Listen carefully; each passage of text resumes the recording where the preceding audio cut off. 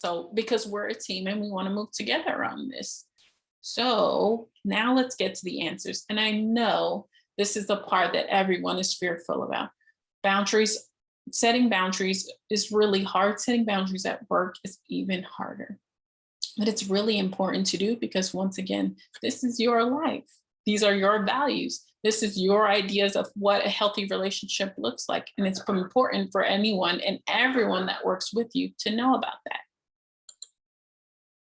You don't need to apologize for being honest and setting a boundary that works for you just because someone else is mad or trying to make you feel guilty.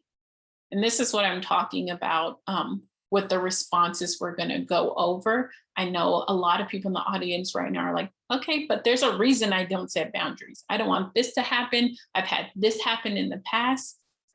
Please reread this. You don't need to apologize for being honest and setting a boundary that works for you just because someone is mad or trying to make you feel guilty. Reactions. Here are some of the less than positive reactions I personally have received when I've set a boundary at work. These come from managers or coworkers. Let's go over them. Are you sure? They've never done that before. You're not being a team player. No need to have an attitude. Stop being so sensitive. Are you sure you're not overreacting? And my personal favorite, I know, but just try to hang in there.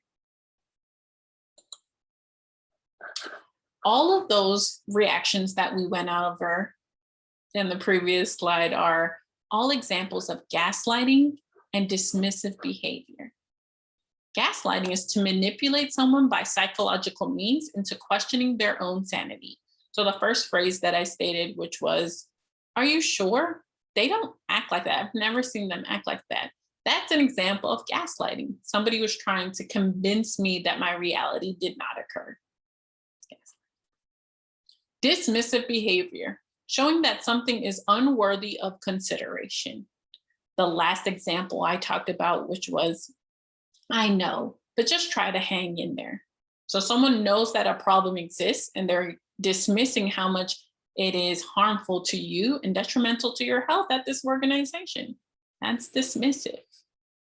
If these reactions are reoccurring and they happen frequently throughout the chain of command at your organization, from your coworkers to your manager to your manager's boss, then I would encourage you to take those as red flags, and it may be your time to leave.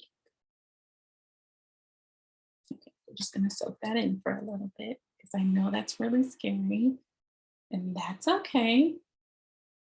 Moving on. Abuse is abuse. So the definition of abuse is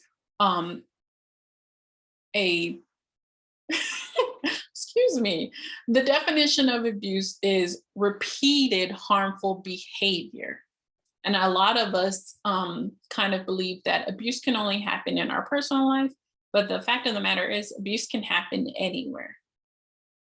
Repeating harmful behavior could be those phrases that we just talked about, and it could be from the same individual or several individuals. Either way, you are being abused. You don't want that. Crystal ball. So it's important to remember